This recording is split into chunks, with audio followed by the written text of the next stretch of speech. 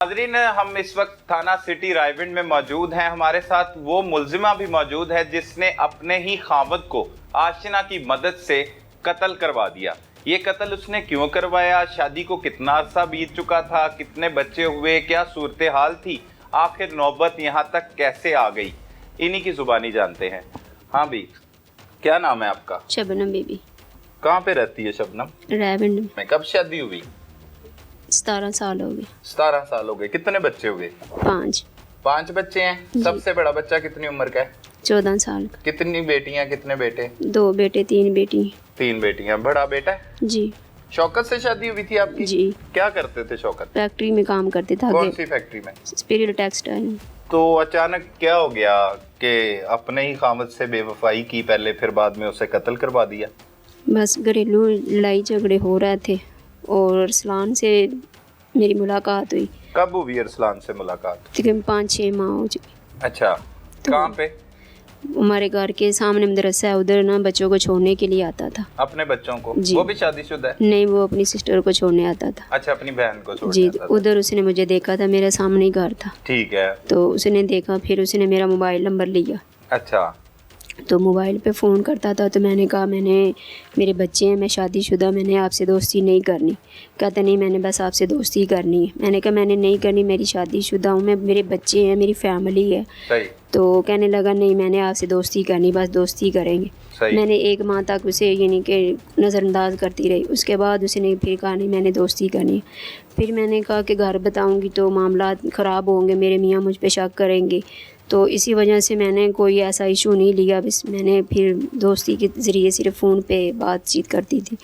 तो मेरे मियाँ को पता चल गया। फिर एक दिन उसने मुझे बहुत ज़्यादा मारा, इतना ज़्यादा मारा। मैंने फिर उससे सॉरी की, माजरत की। किससे? अपने मियाँ से, कि दोबारा ऐसा मौका नहीं मिलेगा आपको। सही है। तो लेकिन उसके ज़हन में से वो बात निकल नहीं रही थी। वो फिर वही मारना, झगड़ना, लड़ाई करना। कैसे पकड़ा आपको आपके शौहर ने? वो मेरे मोबाइल पे फ़ोन आया था, तो मैं फ़ोन कर रही थी, तो उसने सुन लिया था। सुन लिया? क्या बातें कर रही थी? बस यही दोस्ती के बारे में कर रहे थे, तो वो पीछे खड़ा था, मुझे नहीं पता था वो सुन रहा है। अच्छा। तो इसी वजह से फिर उसने पकड़ लिया मुझे। तो ठीक है। इसी वजह से बस हमारे घर में थोड़ी सी झगड़ा वगैरह होने लगा। इसी वजह से? पहले नहीं था झगड़ा? पहले होते थे, लेकिन वो इस तरह के नहीं थे। इस तरह के नहीं थे। जिंदगी ठीक चल रही थी, बच्चे भी बड़े हो रहे थे। जी। सब कुछ। तो फिर बस इसी वजह से हमारे घर में ज़्यादा यानी कि झगड़े वगैरह होने लगे। तो एक दिन उसने मुझे इतना ज़्यादा मारा कि मुझसे चला भी नहीं जा रहा था। तो मैंने गुस्से में आके इसे बोला कि मैंने इसे मारना है। बस मैंने इतनी बात बोली है। तो मेरे यानी कि गुस्से की वजह से ये नौबत आई। नहीं, अरसलान को कहा आपने? जी। कैसे मारना है? हाँ। अच्छा, गलत करता था आपका मियाँ जो मारता था एक गैर मर्द के साथ बातें करने? नहीं, गलत नहीं करता था, उसने ठीक मारता था। लेकिन उसने एक दिन इतना ज़्यादा मारा, बहुत ज़्यादा मारा। तो मैंने गुस्से में आके बोल दिया। बस मेरी यही गलती कि मैंने गुस्से में आके बोला उसे। क्या अरसलान को कहा? कब कहा? बस उसी दिन ही फ़ोन पे बात हुई। कितना अरसा पहले? तकरीबन 10-15 दिन पहले हुई थी बात। अच्छा, तो क्या कहा कि इसे मार दो? मैंने कहा मैंने इसे मारना है, मैंने ये नहीं कहा कि आप इसे मार दो। अच्छा, मारना है। फिर? बस उसके बाद मैंने उससे कोई बात नहीं की। नहीं, बात क्या मतलब, राब्ता ही नहीं रहा उससे? नहीं, राब्ता होता था, लेकिन मैंने इस मौजू पे दोबारा उससे बात नहीं की। नाज़रीन, हम अब बात करेंगे उस आशिक दीवाने की जिसने 5 बच्चों की मां के साथ इश्क लड़ाया और उसके खावद को ही बेदर्दी के साथ अपने दोस्त के साथ मिलकर मौत के घाट उतार दिया। उसकी गिरफ्तारी किस तरह से अमल में लाई गई, उसने अपने इश्क का आगाज़ कब किया और किस हद तक जाकर उसने फिर ये कदम उठाया, ये उसी की ज़ुबानी आपको सुनाते हैं। हाँ भी, की ना है? मोहम्मद अरसलान। किवें होया अरसलान इश्क? सर जी, मैं ਇਹਨਾਂ ਦੇ ਘਰ ਦੇ ਸਾਹਮਣੇ ਬੱਚਿਆਂ ਨੂੰ ਛੱਡਣ ਆਣਾ ਸਾਂ ਮਦਰਸੇ 'ਚ। ਠੀਕ ਹੈ। ਤੇ ਮੈਂ ਇਹਨੂੰ 1-2 ਦਫਾ ਉੱਥੇ ਵੇਖਿਆ ਸੀ ਤੇ ਮੈਂ ਇਹਨੂੰ ਕਿਹਨੂੰ ਵੇਖਿਆ? ਸ਼ਬਨਮ ਨੂੰ। ਸਹੀ ਹੈ।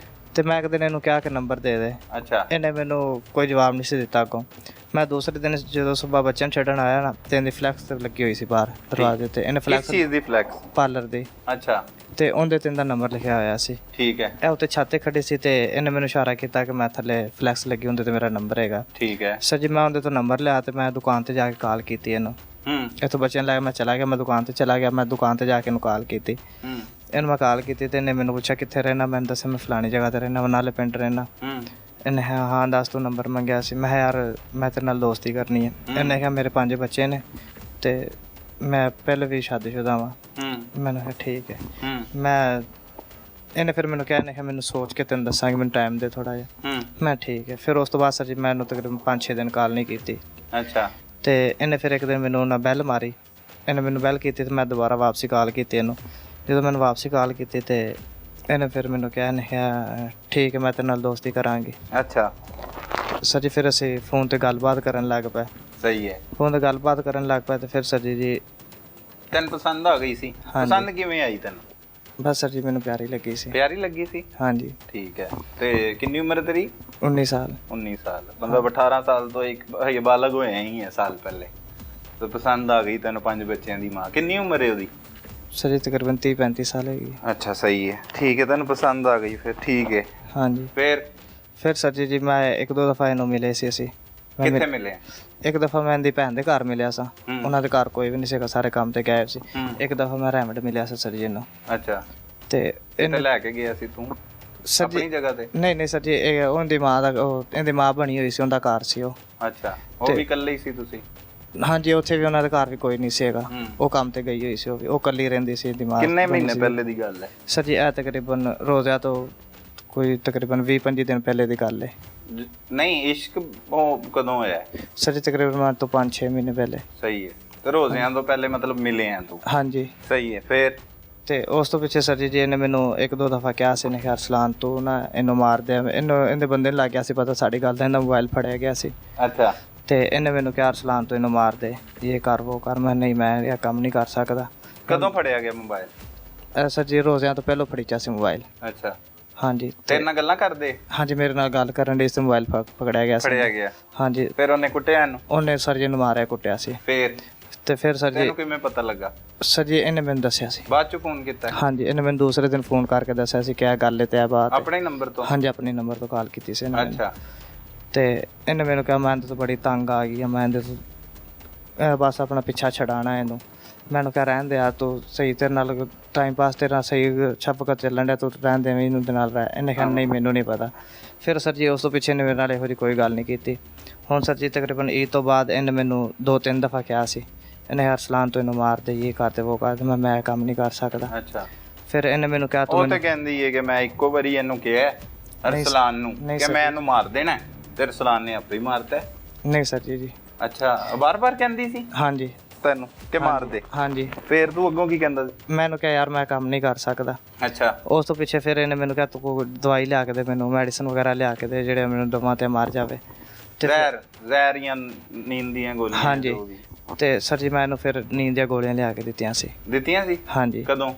ਤਕਰੀਬਨ ਈਦ ਤੋਂ ਬਾਅਦ ਸਰ ਜੀ। ਅੱਛਾ। ਹਾਂਜੀ। ਫਿਰ ਤੇ ਇਹ ਸਰ ਜੀ ਉਹਨੂੰ ਗੋਲੀਆਂ ਵੀ ਦਿੰਦੀ ਰਹੀ। ਇੱਕ ਦਿਨ ਇਹਨੇ ਮੈਨੂੰ ਕਾਲ ਕੀਤੀ ਨੇ ਉਹ ਫੁੱਲ ਨਸ਼ੇ 'ਚ ਹੈਗਾ ਤੇ ਆ ਕੇ ਉਹਨੂੰ ਮਾਰ ਦੇ।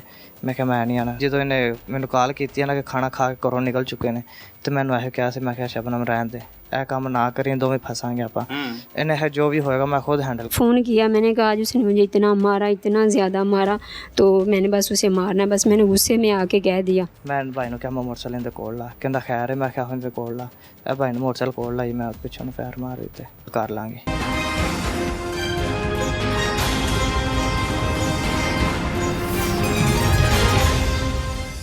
नाजरीन, इस केस के मुद्दई मुकदमा हमारे साथ मौजूद है जिसका नाम मोहम्मद रमज़ान है। इसके भाई शौकत को इसी की भाभी ने अपने आशना की मदद से कत्ल करवा दिया। ये सारा वाक़या किस तरह से हुआ, ये मौके पर कैसे पहुंचा और पुलिस अब क्या कार्रवाई कर रही है, इसी की ज़ुबानी जानते हैं। बहुत शुक्रिया। पहले तो बड़ा अफसोस होया तुहाडे भरा नूं कत्ल कर दिता गया, किवें पता लगा तुहानूं कि यह सारे मामला चल रहे ने ਤੇ ਉਸ ਦਿਨ ਭਰਾ ਦੇ ਕਤਲ ਦੀ ਇਤਲਾ ਕਿੰਜ ਮਿਲੀ? ਇਹ ਸਾਨੂੰ ਫੈਸਲ ਨੇ ਕਾਲ ਕੀਤੀ, ਮੇਰਾ ਨੰਬਰ ਨਹੀਂ ਸੀ ਫੈਸਲ ਕੋਲ। ਅੱਛਾ, ਫੈਸਲ ਕੌਣ ਹੈ? ਫੈਸਲ ਜਿਹੜੇ ਇਹਦੇ ਪਿੱਛੇ ਲੜਕਾ ਬੈਠਾ ਸੀ, ਭਾਈ ਦੇ ਪਿੱਛੇ ਬੈਠਾ, ਦੋ ਜਣੇ ਆ ਰਹੇ ਸੀ ਨਾ ਰਹਿ। ਅੱਛਾ, ਤੁਹਾਡਾ ਭਾਈ ਦੇ ਨਾਲ ਇੱਕ ਬੰਦਾ ਸੀ ਫੈਸਲ? ਉਹ ਸਾਡਾ ਲੇਬਰ ਅਫੀਸਰ ਮਿਲ ਦੇ ਵਿੱਚ। ਠੀਕ ਹੈ। ਹਾਂਜੀ, ਫੈਸਲ ਨਾਮ ਹੁੰਦਾ। ਠੀਕ ਹੈ। ਹਾਂਜੀ, ਉਹ ਇਹਦੇ ਸਾਥ ਸੀਗਾ, ਨਾਲ ਹੈਗਾ ਸੀ। ਉਹ ਆ ਰਿਹਾ ਸੀ, ਉਹਨੇ ਸਾਨੂੰ ਫੋਨ ਕੀਤਾ, ਮੇਰੇ ਕੋਲ ਨੰਬਰ ਨਹੀਂ ਸੀ ਨਾ ਉਹਦੇ ਕੋਲ ਆਇਆ ਸੀ। ਉਹਨੇ ਫੋਨ ਕੀਤਾ ਮਿਲ 'ਚ ਡੀਜੀਐਮ ਨੂੰ, ਉਥੋਂ ਨੰਬਰ ਲਿੱਤਾ ਤੁਹਾਡਾ? ਉਹਨੇ ਮੈਨੂੰ ਫੋਨ ਕੀਤਾ, ਡੀਜੀਐਮ ਨੇ ਮੈਨੂੰ ਫੋਨ ਕੀਤਾ। ਸਹੀ ਹੈ। ਕਿ ਸ਼ੌਕਤ ਨੂੰ ਇਹ ਮਸਲਾ ਬਣ ਗਿਆ ਤੇ ਫਲਾਣੀ ਮਸਲਾ ਬਣ ਗਿਆ ਜੀ, ਉਹਨੂੰ ਫਾਇਰ ਵੱਜ ਗਿਆ। ਅੱਛਾ। ਜੋ ਕੋ ਬੰਦੇ ਪਿੱਛੋਂ ਦੋ ਆਏ ਨੇ, ਉਹਨੇ ਫਾਇਰ ਮਾਰ ਦਿੱਤਾ ਤੇ ਉਹ ਤੁਸੀਂ ਮੌਕੇ ਤੇ ਪਹੁੰਚੋ। ਠੀਕ ਹੈ। ਫਲਾਣੀ ਜਗ੍ਹਾ ਤੇ। ਸਹੀ। ਮੈਂ ਖਾਰਾ ਚੌਕ ਰਹਿਣਾ ਜੀ, ਖਾਰਾ ਚੌਕ ਤੋਂ ਤਕਰੀਬਨ 10 ਮਿੰਟ ਲੱਗੇ ਨੇ ਮੈਨੂੰ मैं उत्थे मौके ते पहुंच गया। सही है। मेरे जान तो पहले 1-2 वाले भी आ गए सी, डॉनफोर्ड वाले भी 2 ਗੱਡੀਆਂ ਪੁਲਿਸ ਦੀਆਂ ਵੀ ਠੀਕ ਹੈ, ਉੱਥੇ ਪਹੁੰਚ ਗਏ ਸੀ। ਜੀ ਠੀਕ ਹੈ, ਤੁਸੀਂ ਵੀ ਮੌਕੇ ਤੇ ਪਹੁੰਚ ਮੈਂ ਵੀ ਗਏ। ਮੌਕੇ ਤੇ ਪਹੁੰਚ ਗਿਆ। ਭਰਾ ਉੱਥੇ ਸਾਡੇ ਜਾਂਦੇ ਨੂੰ ਡੈਥ ਹੋ ਚੁੱਕੀ ਸੀ ਡੈਥ ਹੋ ਚੁੱਕੀ ਸੀ। ਜੀ, 2 ਫਾਇਰ ਲੱਗੇ ਸੀ, ਸਹੀ। ਡੈਥ ਹੋ ਚੁੱਕੀ ਸੀ। ਤਕਰੀਬਨ ਸੜਕ ਤੋਂ 4 ਫੁੱਟ ਜਾਂ 5 ਫੁੱਟ ਨੀਵੀਂ ਜਗ੍ਹਾ ਜਿੱਥੇ ਯਾਨੀ ਕਿ ਡਿੱਗਿਆ ਪਿਆ ਸੀ। ਸਹੀ ਹੈ ਜੀ, ਸੜਕ ਉੱਚੀ ਸੀ ਤੇ ਥੱਲੇ ਡਿੱਗਿਆ ਪਿਆ ਸੀ। ਠੀਕ ਹੈ। ਸਾਡੇ ਜਾਂ ਜਦੋਂ ਅਸੀਂ ਗਏ ਉਦੋਂ ਸਿੱਧਾ ਪਿਆ ਸੀ। ਉਹ ਪਤਾ ਨਹੀਂ ਸਾਡੇ ਜਾਂ ਤੋਂ ਪੁਲਿਸ ਵਾਲਿਆਂ ਨੇ ਸਿੱਧਾ ਕੀਤਾ ਹੈ ਜਾਂ ਆਪੇ ਸਿੱਧਾ ਉਹ ਹੋਇਆ, ਪਹਿਲੇ ਜੋ ਹੀ ਵੀ। ਸਿੱਧਾ ਹੋਇਆ। ਹਾਂਜੀ, ਤੁਸੀਂ ਸਿੱਧਾ ਜੋ ਪਿਆ। ਵੇਖਿਆ ਉਹ ਸਿੱਧਾ ਹਾਂਜੀ, ਅਸੀਂ ਪਿਆ। ਜੋ ਵੇਖਿਆ ਉਹ ਤਸਵੀਰਾਂ ਮੇਰੇ ਪਾਸ ਨੇ। ਸਹੀ ਹੈ। ਪੁਲਿਸ ਨੇ ਪੁੱਛਿਆ ਫਿਰ ਤੁਹਾਡੇ ਕੋ ਕੀ ਹੋ ਗਿਆ, ਤੁਹਾਡੀ ਕੋਈ ਦੁਸ਼ਮਣੀ ਹੈ, ਉਹ ਪੁੱਛਿਆ ਹੋਣਾ ਹੈ ਕੋਈ ਗੱਲਬਾਤ? ਹਾਂਜੀ, ਉਹਨੇ ਪੁੱਛਿਆ ਤੁਹਾਡਾ ਕਿਸੇ ਨਾਲ ਕੋਈ ਤਨਾਜ਼ਾ, ਕਿਸੇ ਨਾਲ ਕੋਈ ਲੜਾਈ ਝਗੜਾ, ਕੋਈ ਦੁਸ਼ਮਣੀ? ਮੈਂ ਕਿਹਾ ਨਹੀਂ ਜੀ। ਇਸ ਮੁੰਡੇ ਦਾ ਮੇਰੇ ਕੋਲ ਨੰਬਰ ਆਇਆ ਸੀਗਾ। ਇਹ ਤੋਂ ਪਹਿਲੇ ਇੱਕ ਘਰੇਲੂ ਵਜ੍ਹਾ ਤੋਂ ਇਹਨਾਂ ਦਾ ਮਸਲਾ ਬਣਿਆ ਸੀਗਾ ਤੇ ਇਹਨਾਂ ਦੀ ਮੈਂ ਇਹ ਤੋਂ ਪਹਿਲੇ ਸੁਲ੍ਹਾ ਕਰਵਾ ਕੇ ਆਇਆ ਸੀ ਘਰ ਜਾ ਕੇ। ਕੀ ਘਰੇਲੂ ਮਸਲਾ ਬਣਿਆ? ਯਾਨੀ ਕਿ ਇਹ ਮੁੰਡਾ ਤੇ ਬੀਬੀ ਨਾਲ ਕੋਈ ਸਲਾਮ ਦੁਆ ਸੀ ਹੁੰਦੀ ਅੱਛਾ। ਤੇ ਭਾਈ ਨੇ ਮੈਨੂੰ ਦੱਸਿਆ ਕਿੰਨੇ ਸਾਲ ਪਹਿਲੇ ਸ਼ਾਦੀ ਹੋਈ ਸੀ ਬਾਈ? 17 ਸਾਲ ਪਹਿਲੇ ਭਾਈ ਨੇ ਆਪਣੀ ਪਸੰਦ ਦੀ ਸ਼ਾਦੀ ਕੀਤੀ। ਇਹ ਲਵ ਮੈਰਿਜ ਸੀ? Love marriage. ਐਸ ਸ਼ਬਨਮ ਦੇ ਨਾਲ ਸ਼ਬਨਮ ਨਾਲ ਤੁਹਾਡੇ ਬਾਈ ਸ਼ੌਕਤ ਦੀ? ਹਾਂਜੀ। ਅੱਛਾ। 17 ਸਾਲ ਪਹਿਲੇ। ਅੱਛਾ, ਬਾਈ ਦੀ ਪਹਿਲੇ ਵੀ ਸ਼ਾਦੀ ਸੀ? ਪਹਿਲੇ 2 ਬੱਚੇ ਨੇ ਜੀ, ਪਹਿਲੇ ਵੀ ਸ਼ਾਦੀ ਹੋਈ। ਅੱਛਾ, ਪਹਿਲੇ ਵੀ ਸ਼ਾਦੀ ਹੈ। ਇਹ ਦੂਸਰੀ ਸ਼ਾਦੀ ਇਹ ਹੋਈ? ਦੂਸਰੀ ਸ਼ਾਦੀ। ਸਹੀ ਹੈ। ਜੀ। ਠੀਕ ਹੈ, ਲਵ ਮੈਰਿਜ ਕੀਤੀ? ਲਵ ਮੈਰਿਜ ਕੀਤੀ। ਤੇ ਠੀਕ ਚੱਲ ਰਹੇ ਸੀ ਹਾਂਜੀ, ਮਾਮਲਾ? 17 ਸਾਲ ਤੋਂ ਠੀਕ ਚੱਲ ਰਿਹਾ। 6 ਮਹੀਨੇ ਹੋ ਗਏ ਨੇ ਇਹਨਾਂ ਦੇ ਜਦੋਂ ਦੀ ਇਸ ਮੁੰਡੇ ਨਾਲ ਉਹਦੀ ਦੋਸਤੀ ਹੋਈ ਹੈ। ਹਾਂ। ਪਾਰਲਰ ਬਣਾਇਆ ਸੀ ਰੈਵੈਂਡ, ਹੂੰ। ਉਸ ਵਜ੍ਹਾ ਤੋਂ ਇਹਨਾਂ ਦਾ ਲੜਾਈ ਝਗੜਾ ਚੱਲ ਰਿਹਾ ਸੀ। ਸਹੀ ਹੈ। ਇਹ ਤੋਂ ਪਹਿਲੇ ਜ਼ਿਆਦਾ ਲੜਾਈ ਝਗੜਾ ਹੋਇਆ, ਉਹਨਾਂ ਨੇ ਇਹਨਾਂ ਨੂੰ ਮਾਰਿਆ ਮੁਰਿਆ ਭਾਈ ਨੇ। ਹੂੰ। ਤੇ ਇਹਨੇ ਫਿਰ ਮੈਨੂੰ ਵੀ ਕਿਹਾ, ਮੇਰੀ ਬੇਗਮ ਨੂੰ ਵੀ ਕਿਹਾ ਕਿ ਸਾਡੀ ਸੁਲ੍ਹਾ ਕਰਾ ਦਿਓ, ਅੱਜ ਤੋਂ ਬਾਅਦ ਮੈਂ ਗਲਤੀ ਨਹੀਂ ਕਰਦੀ। ਸਹੀ ਹੈ। ਅਸੀਂ ਗਏ ਦੋਵੇਂ ਜਾਣੇ ਰਾਤੀ 10 ਵਜੇ ਤੱਕ, ਈਦ ਤੋਂ ਪਹਿਲੇ 2-3 ਦਿਨ ਪਹਿਲੇ ਜਾ ਕੇ ਸੁਲ੍ਹਾ ਕਰਾਈ ਹੈ। ਇਹਨੇ ਵੀ ਮਾਫੀ ਮੰਗੀ ਹੈ, ਭਾਈ ਨੇ ਮੈਨੂੰ ਮਾਫ ਕਰ ਦਿੱਤਾ। ਉਹਨੇ ਕਿਹਾ ਅੱਜ ਤੋਂ ਬਾਅਦ ਤੂੰ ਇਹ ਕੰਮ ਨਹੀਂ, ਇਹਨੇ ਕਿਹਾ ਮੈਂ ਅੱਗੇ ਕੰਮ ਨਹੀਂ ਕਰਾਂਗੀ। ਠੀਕ ਹੈ। ਉਸ ਤੋਂ ਬਾਅਦ ਮੈਂ ਉਸ ਮੁੰਡੇ ਨੂੰ ਫੋਨ ਕੀਤਾ, ਨੰਬਰ ਮੇਰੇ ਕੋਲ ਹੈਗਾ ਸੀ। ਅੱਛਾ। ਉਸ ਮੁੰਡੇ ਨੂੰ ਮੈਂ ਕਿੱਥੋਂ ਆਇਆ ਨੰਬਰ ਤੁਹਾਡੇ ਕੋਲ? ਹਾਂਜੀ, ਤੁਹਾਡੇ ਕੋਲ ਉਸ ਮੁੰਡੇ ਨੇ ਮੈਨੂੰ, ਇਹਨਾਂ ਨੇ ਨੰਬਰ ਦਿੱਤਾ ਸੀ ਉਹਨੂੰ। ਅੱਛਾ ਜੀ, ਅਸੀਂ ਲੜਾਈ ਹੋ ਗਈ ਤੇ ਉਹ ਭਾਈ ਹੋਰ ਕਿਸੇ ਦੀ ਨਹੀਂ ਮੰਨਦਾ, ਇਸ ਰਮਜ਼ਾਨ ਦੀ ਸ਼ੌਕਤ ਮੰਨੇਗਾ, ਨਹੀਂ ਤਾਂ ਮੈਨੂੰ ਘਰ ਨਹੀਂ ਵੜਨ ਦਿੰਦਾ। ਠੀਕ ਹੈ। ਉਹਨੇ ਮੈਨੂੰ ਮੁੰਡੇ ਨੇ ਫੋਨ ਕੀਤਾ, ਜੇ ਭਾਈ ਮੇਰੇ ਤੋਂ ਗਲਤੀ ਹੋ ਗਈ ਹੈ ਤੇ ਚਲੋ ਜਿਵੇਂ ਵੀ ਹੋ ਸਕਦਾ ਨਾ, ਇਹਨਾਂ ਦੇ ਛੋਟੇ ਛੋਟੇ ਬੱਚੇ ਨੇ ਤੇ ਤੂੰ ਸੁਲ੍ਹਾ ਕਰਾ ਦੇ, ਮੈਂ ਅੱਜ ਤੋਂ ਬਾਅਦ ਫੋਨ ਨਹੀਂ ਕਰਦਾ। शबनम, अगर आप शौकत की जगह होती और शौकत शबनम होती तो आपने क्या करना था अपनी बीवी के साथ, अगर ऐसे होता तो? वो ठीक करता था, उसने मारा है मुझे, मेरी गलती थी और मुझे एहसास भी आया कि मेरी गलती की वजह से आज मैं इस नौबत पे खड़ी हूँ। सही, ठीक है। फिर आगे उसके साथ राब्ता फिर भी नहीं तोड़ा? इतनी मार खा ली? नहीं, मैंने तोड़ उसके दिया। वो कैसे तोड़ दिया? वो मैंने इसी तरह जब मैंने कसम खाई थी तो मैंने कहा नहीं करूँ, लेकिन उसने फिर वही टॉर्चर करना, फिर वही मारना।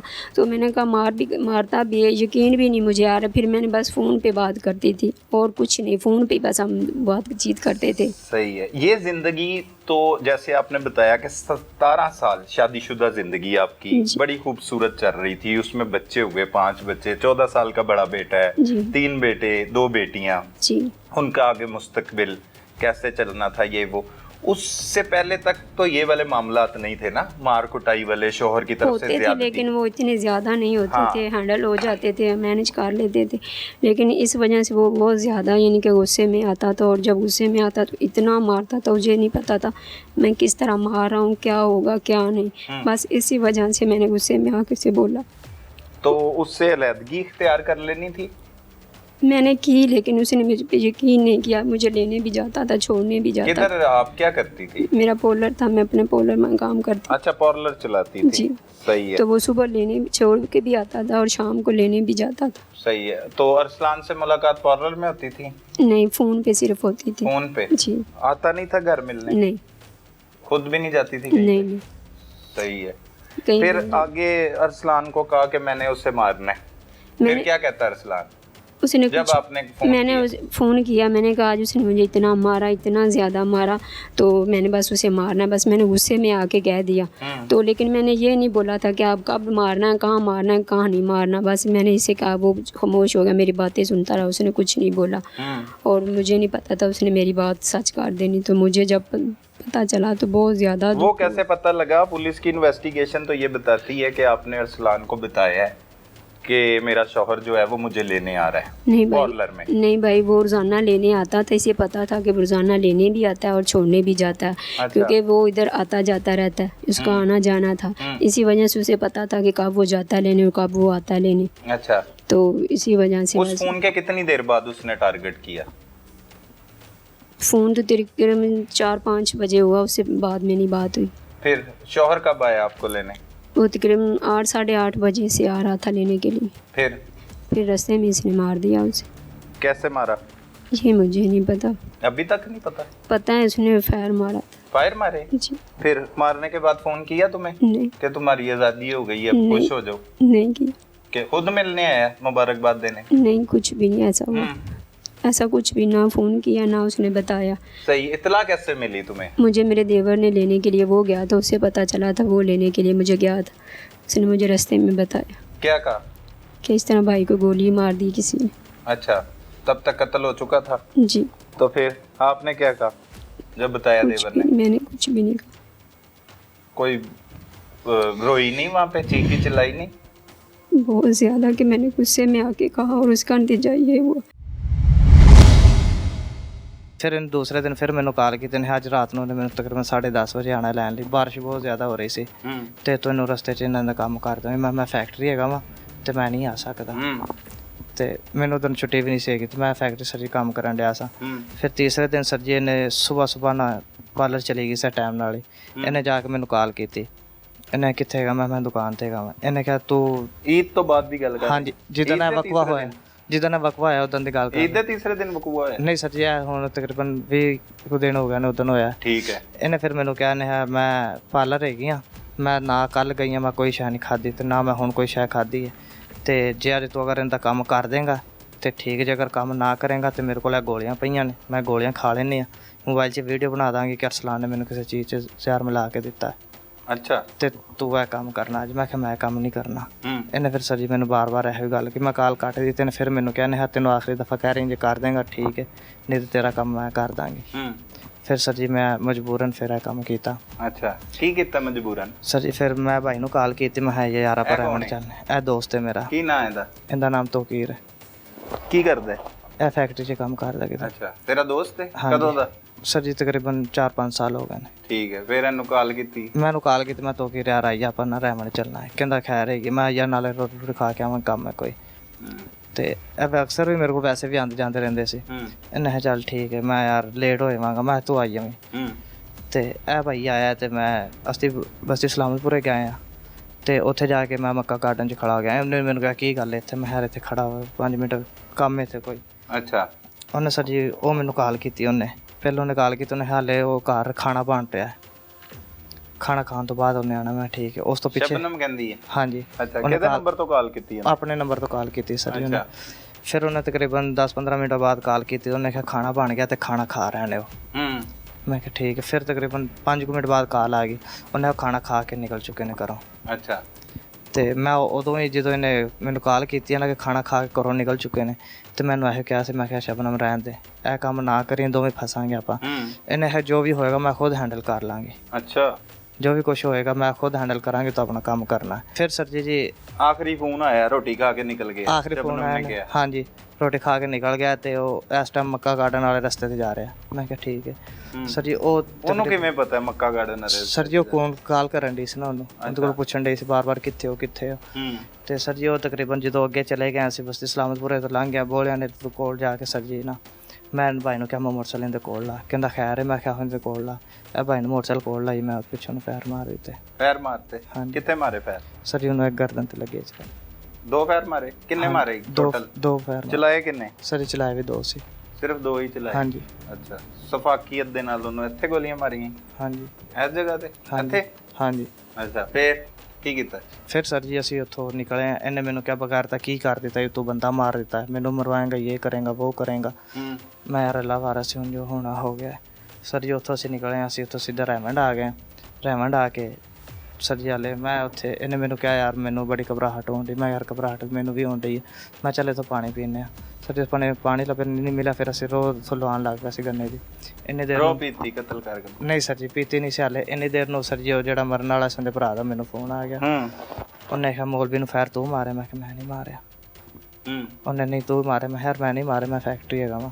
ਥੋੜ੍ਹੀ ਦੇਰ ਬਾਅਦ ਸਰ ਜੀ ਮੈਨੂੰ SHO ਸਾਹਿਬ ਦੀ ਕਾਲ ਆ ਗਈ। ਉਹਨੇ ਅਰਸਲਾਨ ਥਾਣੇ ਆਈਆ। ਥਾਣੇ ਆ ਕੇ ਜੋ ਵੀ ਤੇਰਾ ਮਾਮਲਾ ਹੈਗਾ ਇੱਥੇ ਆ ਕੇ ਬਹਿ ਕੇ ਤੈਅ ਕਰ। ਮੈਂ ਠੀਕ ਹੈ ਸਰ ਜੀ। ਮੈਂ ਕਰ ਗਿਆ। ਮੈਂ ਵਾਲ ਸਾਹਿਬ ਨੂੰ ਦੱਸਿਆ ਮੈਂ SHO ਸਾਹਿਬ ਦੀ ਕਾਲ ਆਈ ਹੈ, ਲੇਕਿਨ ਉਹਨੂੰ ਮੈਂ ਨਹੀਂ ਦੱਸਿਆ ਕਿ ਮੈਂ ਕੰਮ ਕਰ ਆਇਆ ਵਾਂ। ਅੱਛਾ। ਤੇ ਉਹ ਮੈਨੂੰ ਬੁਲਾ ਰਹੇ ਨੇ ਉੱਥੇ। ਉਹਨੇ ਖੈਰ ਤੇ ਗਏ। ਮੈਂ ਹਾਂਜੀ। ਅਬ ਉਹਨੇ ਗੱਲ ਕੀਤੀ ਤੇ SHO ਸਾਹਿਬ ਨੇ ਨਾਲ ਗੱਲ ਕੀਤੀ ਤੇ ਉਹਨਾਂ ਨੇ ਕਿਹਾ ਤੁਸੀਂ ਇੱਥੇ ਥਾਣੇ ਆਓ, ਤੁਹਾਡੇ ਨਾਲ ਕੰਮ ਹੈ। ਸਰ ਜੀ ਇੱਥੇ ਜਦੋਂ ਆਏ ਆ ਤੇ ਇੱਥੇ ਆ ਕੇ ਫਿਰ ਇਹਨਾਂ ਨੇ ਬਾਲਿਆ ਸੀ ਸਾਨੂੰ। ਬਾਲਿਆ? ਹਾਂਜੀ। ਕੀ ਕੀਤਾ ਜੀ? ਸਰ ਜੀ ਗੁਨਾਹ ਕੀਤਾ। ਗੁਨਾਹ ਕੀਤਾ? ਹਾਂਜੀ। ਛੋਟਾ ਮੋਟਾ ਗੁਨਾਹ ਕੀਤਾ? ਨਹੀਂ ਸਰ ਜੀ ਬਹੁਤ ਗੁਨਾਹ ਤੇ ਉਹ ਹੈ ਜਿਹੜਾ ਤੂੰ ਉਹਨੂੰ ਲੈ ਕੇ ਗਿਆ ਸੀ, ਉਹਦੀ ਜਿਹੜੀ ਅੰਮੀ ਬਣੀ ਸੀ ਉਹਦੇ ਵੱਲ, ਉਹ ਸੀ ਗੁਨਾਹ।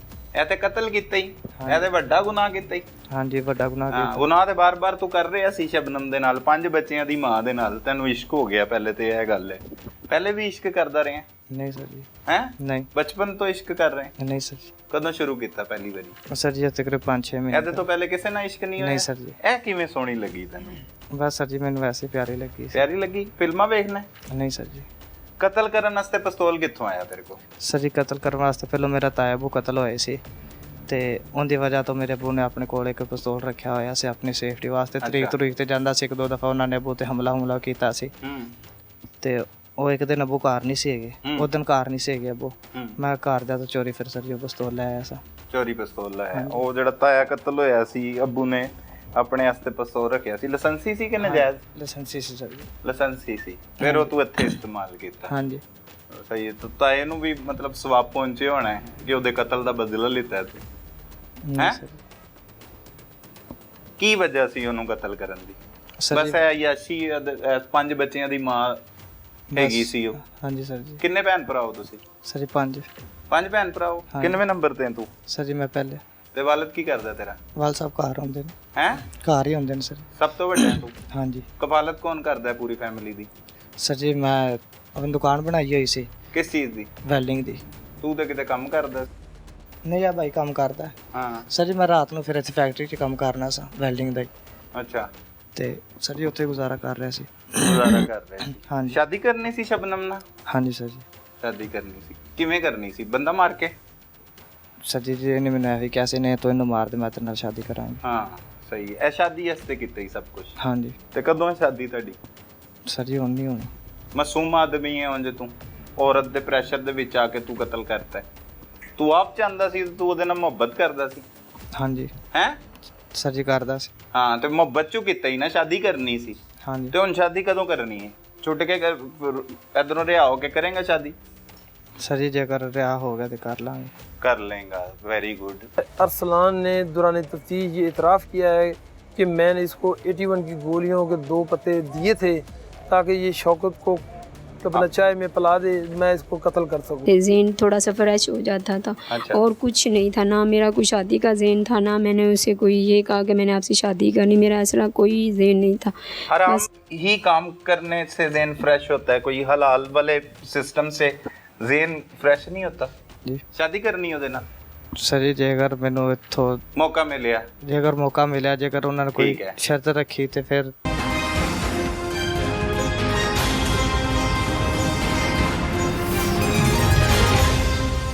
नाजरीन, बात हो रही है शौकत के कत्ल केस के हवाले से। हमारे साथ इस वक्त थाना सिटी रायविंड के तफ्तीशी ऑफिसर नवाज डोगर साहब मौजूद हैं, जो इस कत्ल केस की तफ्तीश कर रहे हैं।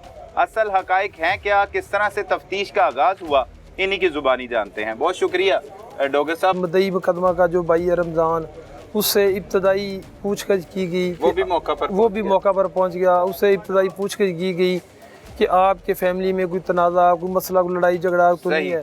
सही। तो उसने इसी दौरान एक बात की कि कुछ दिन पहले हमारी जो अपना मेरी भाभी है शबनम बीबी, उसके अरसलान नामी बंदे के साथ मरासम थे।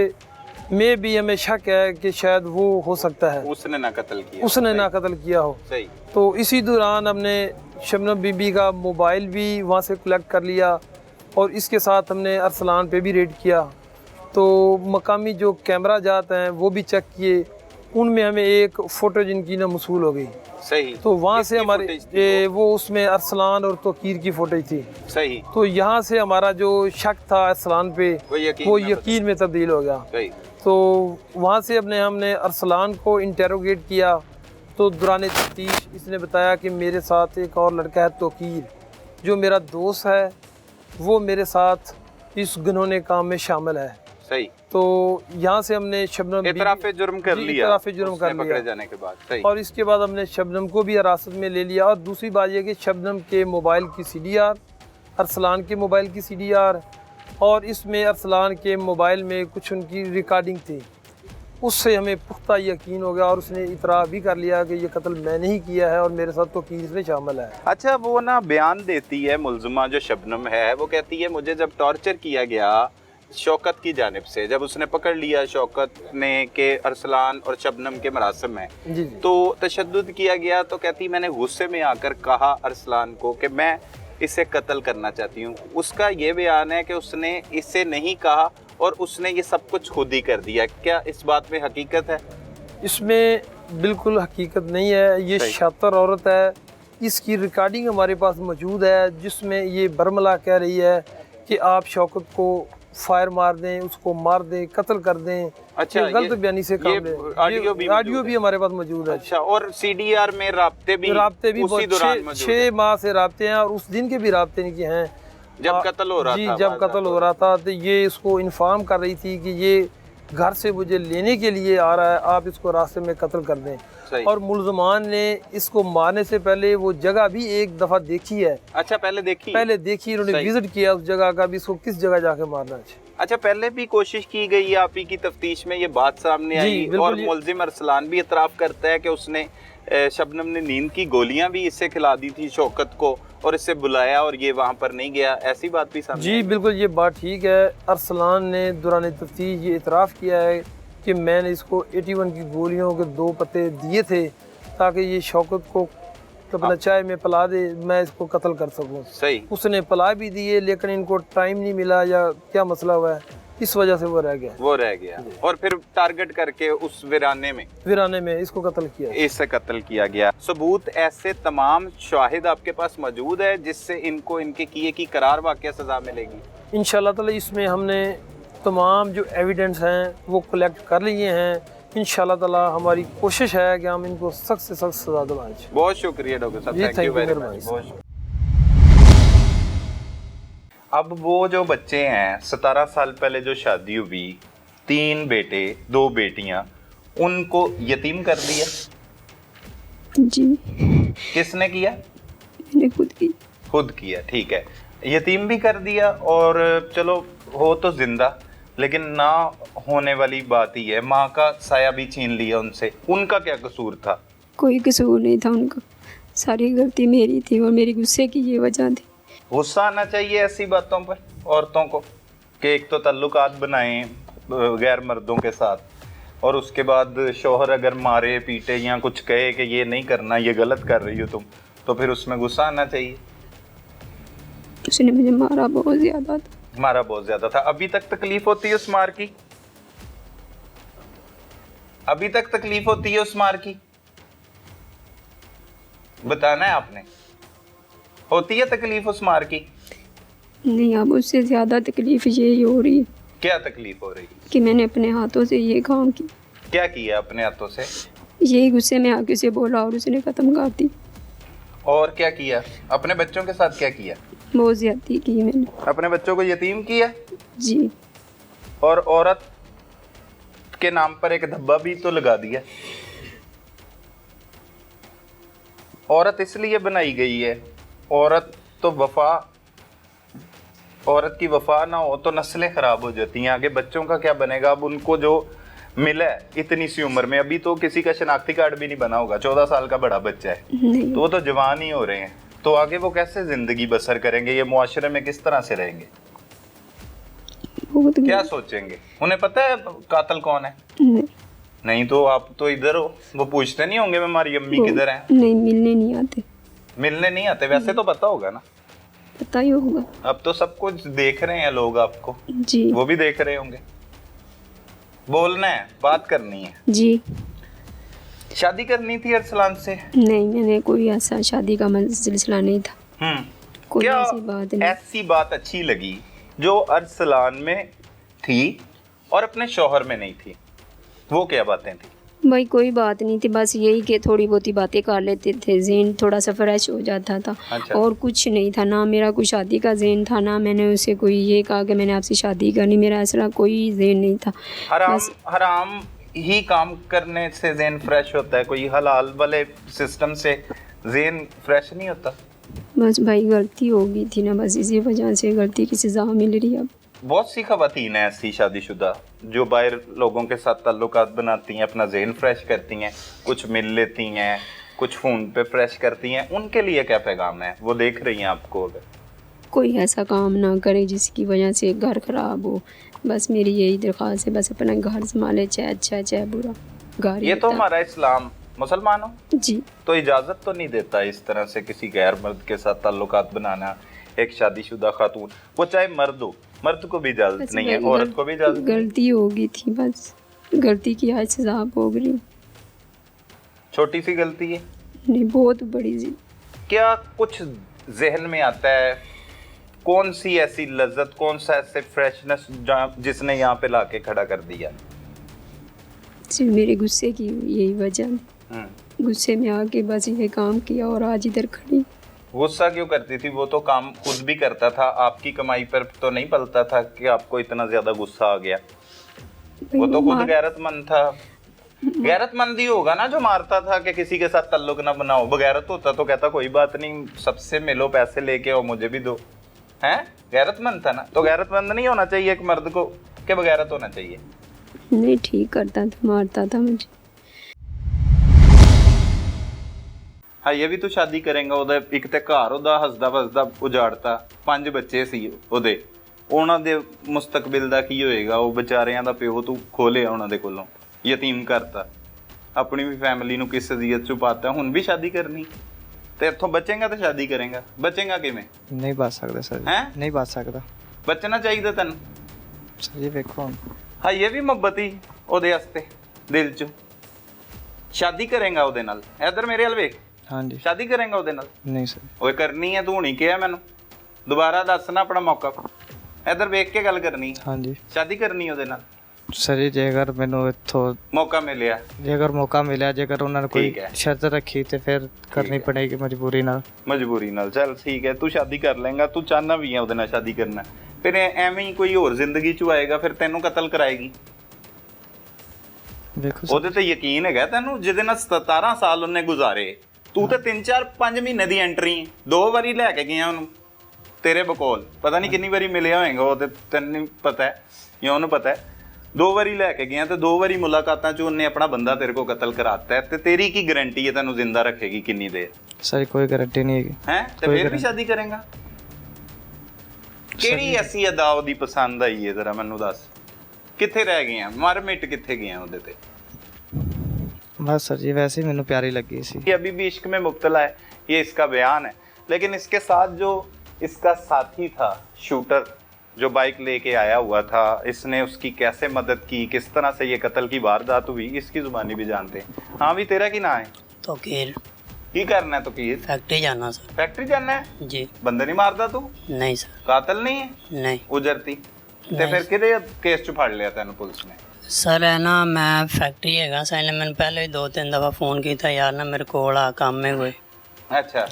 तो जिहदे नाल वाकया ਉਹਦੇ ਨੇ ਮੈਨੂੰ फ़ोन करके बुलाया तो इन्हें कहा यार ना अगे मैं इहदे कोल आंदा जांदा हाँ इहदी दुकान ते, ये साडे कोल रह के आए थे तकरीबन 3-4 साल किराए उत्थे ना जगह ਲਈ ਸੀ। गहरा दोस्त है तेरा? ਇਹ ਸਰ ਸਾਡੇ ਕੋਲੋਂ ਨਾ ਇਹਨਾਂ ਨਾਲ ਜਗ੍ਹਾ ਲਈ ਸੀ ਤੇ ਉੱਥੇ ਸਾਡੇ ਘਰ ਦੇ ਕੋਲ ਰਹਿੰਦੇ ਸੀ, ਤਾਂ ਇਹਨਾਂ ਨਾਲ ਦੁਆ ਸਲਾਮ ਬਣੀ ਹੋਈ ਸੀ। ਦੁਆ ਸਲਾਮ ਨਹੀਂ, ਦੋਸਤ ਨਹੀਂ ਹੈ ਤੇਰਾ? ਹਾਂ ਦੋਸਤੀ ਹੋਈ ਦੁਆ ਸੀ। ਸਲਾਮ ਹੋਰ ਹੁੰਦੀ ਹੈ, ਵਾਕਫੀਅਤ ਦੇ ਨੂੰ ਕਹੀਦਾ ਕੀ ਹਾਲ ਹੈ, ਠੀਕ ਹੋ, ਨਹੀਂ ਤੇ ਸਰ, ਲੰਘ ਜਾਈਦਾ। ਇਹਦੇ ਨਾਲ ਦੋਸਤੀ। ਇਹਦੇ ਨਾਲ ਕਤਲ ਕੀਤਾ ਹੈ ਤੂੰ, ਤੇਰਾ ਦੋਸਤ ਹੈ? ਸਰ ਮੈਂ ਉਹ ਦਿਨ ਕੰਮ ਤੇ ਗਿਆ ਤੇ ਇਹਨੇ ਮੈਨੂੰ ਫੋਨ ਕੀਤਾ, ਇਹਨੇ ਕਿਹਾ ਯਾਰ ਨਾ ਮੇਰੀ ਦੁਕਾਨ ਤੇ ਆ। ਫਿਰ ਮੈਂ ਦੀ ਦੁਕਾਨ ਤੇ ਚਲਾ ਗਿਆ। ਹਾਂ। ਤੇ ਇਹ ਜਿਹੜਾ ਕੰਮ ਕਰਨ ਜਾਂਦਾ ਨਾ ਵੈਲਡਿੰਗ ਦਾ, ਇਹਦੇ ਪਹਿਲੇ ਥੈਲੇ 'ਚ ਇਹਨੇ ਪਿਸਟਲ ਪਾਇਆ ਹੋਇਆ ਸੀ, ਜਿੰਨਾ ਕੰਮ ਕੁਮ ਕਰਦਾ ਜਿੰਨਾ। ਤੇ ਆਇਆ ਤੇ ਇਹਨਾਂ ਦੇ ਦੋਵਾਂ ਦੀ ਆਪਸ 'ਚ ਕਿਤੇ ਗੱਲਬਾਤ ਹੋਈ ਪਈ ਸੀ ਪਹਿਲੇ ਹੀ। ਤੇ ਮੈਂ ਸਰ ਗਿਆ, ਮੈਂ ਬਸਤੀ ਸਲਾਮਤਪੁਰੇ ਲੈ ਗਿਆ, ਕਹਿੰਦਾ ਤੂੰ ਮੈਨੂੰ ਰੈਵਣ ਛੱਡ ਰੋਟੀ ਖਾਣ ਤੂੰ ਘਰ। ਮੋਟਰਸਾਈਕਲ ਤੇਰੀ ਸੀ? ਜੀ ਸਰ। ਅੱਛਾ, ਫਿਰ ਫਿਰ ਸਰ ਅਸੀਂ ਮੈਂ ਉੱਥੋਂ ਨਿਕਲਿਆ ਤੇ ਇਹਨੇ ਕਿਤੇ ਰਾਬਤਾ ਕੀਤਾ ਉਹਦੇ ਨਾਲ, और बुढ़ी ने दसिया कि वो बंदा ਐ इतने ਪਤਾ ਸੀ ਇਹਦੀ ਲਵ ਸਟੋਰੀ ਚੱਲ ਰਹੀ ਹੈ ਤਾਂ नहीं सर मैंने ਹੋਇਆ ਵੀ ਨਹੀਂ ਪਤਾ ਸੀ ਓਏ ਬੈਸਟ ਫਰੈਂਡ ਨੂੰ ਨਹੀਂ ਦੱਸਿਆ ਨਹੀਂ ਸਰ ਜੀ ਇਹਨੂੰ ਨਹੀਂ ਕਤਲ ਕਰਨ ਨਾਲ ਲੈ ਗਏ ਆ ਤੇ ਦੱਸੇ ਹੀ ਨਹੀਂ ਤੂੰ ਐਡਾ ਇਸ਼ਕ ਕਰ ਰਹੇ ਆ 5 ਬੱਚਿਆਂ ਦੀ ਮਾਂ ਨਾਲ ਨਹੀਂ ਸੀ ਦੱਸਿਆ ਸਰ ਜਿਹੜੀ ਤੈਨੂੰ ਸੋਹਣੀ ਲੱਗੀ ਤੈਨੂੰ ਲੈ ਦੇ ਗਈ ਹੈ ਨਹੀਂ ਦੱਸਿਆ ਉਹਨੂੰ ਨਹੀਂ ਸਰ ਜੀ ਉਹ ਇੰਨੀ ਅਹਿਮ ਗੱਲ ਲੁਕਾਈ ਰੱਖੀ ਤੇਰੇ सर इन्हें मैंने कदी होया कोई जिक्र नहीं किया मेरे ना ਅੱਛਾ ਤੇ ਮੈਂ ਸਰ ਗਿਆ ਵਾਂ ਉੱਥੇ ਬਸਤੀ ਸਲਾਮਤਪੁਰੇ ਖੜੇ ਰਿਹਾ ਸੀ ਤੇ ਇਹਨੇ ਮੈਨੂੰ ਕਿਹਾ ਯਾਰ ਨਾ ਚੱਲ ਮੋਟਰਸਾਈਕਲ ਟੋਰ ਕੇ ਤੇ ਬੰਦਾ ਨਿਕਲਿਆ ਗਲੀ ਚੋਂ ਤੇ ਇਹਨੇ ਮੈਨੂੰ ਕਿਹਾ ਮੋਟਰਸਾਈਕਲ ਟੋਰ ਤੇ ਕਹਿੰਦਾ ਚੱਲ ਫਿਰ ਰੈਵਨ ਚੱਲਦੇ ਆ ਉਦੋਂ ਥੋੜੀ ਅੱਗੇ ਗਏ ਬਰਾਂਚ ਦੀ ਜਗ੍ਹਾ ਇਹਨੇ ਕਿਹਾ ਯਾਰ ਇਹਦੇ ਨਾਲ ਮੋਟਰਸਾਈਕਲ ਲਾਏ ਬੰਦੇ ਨਾਲ ਤੇ ਮੈਂ ਉਹਦੇ ਨਾਲ ਮੋਟਰਸਾਈਕਲ ਲਾਈ ਤੇ ਸਰ ਇਹਨੇ ਉਹਨੂੰ 2 ਫਾਇਰ ਮਾਰ नाजरीन रायविंड सिटी से हमारे नुमाइंदे लाहौर रंग फ़हीम अकबर सिंधु हमारे साथ मौजूद हैं।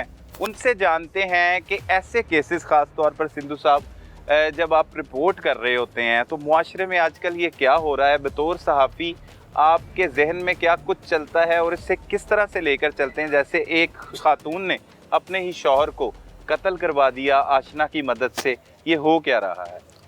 बिस्मिल्लाहिर्रहमानिर्रहीम। सर सबसे पहले तो इस केस को हमेशा की तरह लाहौर रंग ने सबसे पहले ब्रेक किया इस खबर को, और उसके बाद ये जो मुआशरे में हो रहा है सर, इसमें मैं जो अपनी राय के मुताबिक समझता हूँ कि ये जुडिशल सिस्टम का जो है ना वो हमारा ठीक नहीं है।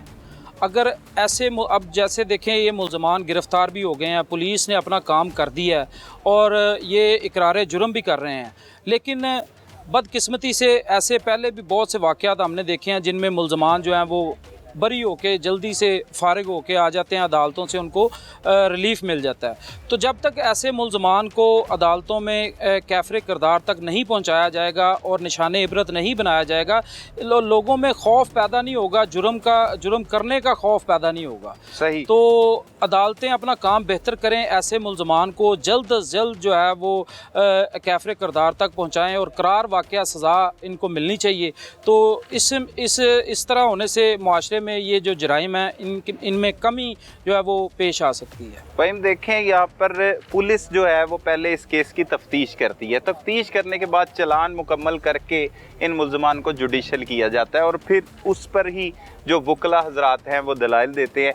क्या तफ्तीश में कोई ऐसी चीज़ें रह जाती हैं जिनसे ऐसे मुल्ज़मान जो है वो बाहर आ जाते हैं, या मतलब अदालत पर तो ये हम सारे का सारा मलबा नहीं डाल सकते। अगर तफ्तीश मुकम्मल की जाए और भरपूर तरीके से उसके शवाहिद इकट्ठे किए जाएँ तो फिर तो उनको सज़ा मिल के ही रहती है। लेकिन अगर इन चीज़ों में थोड़ी सी मतलब ख़राबी हो या उस तरह के शवाहिद या तफ्तीश उस तरह से मेरिट पे ना की गई हो और शवाहिद मौजूद ना हो, तो तब वकला हजरात जो है वो बेस बनाकर तो मुल्ज़मान को ज़मानत पर बाहर निकलवा लेते हैं। सर इसमें यह है कि तफ्तीश जो है वो भी आपको पता है कि मुआशरे में जो हमारा सिस्टम चल रहा है इसमें तफ्तीश में भी काफ़ी चीज़ें, इसमें जैसे जैसे ऐसे केसों को टाइम मिलता है तो उनमें फिर आहिस्ता जो मुद्दई होते हैं उनमें भी थोड़ी सी लचक आ जाती है।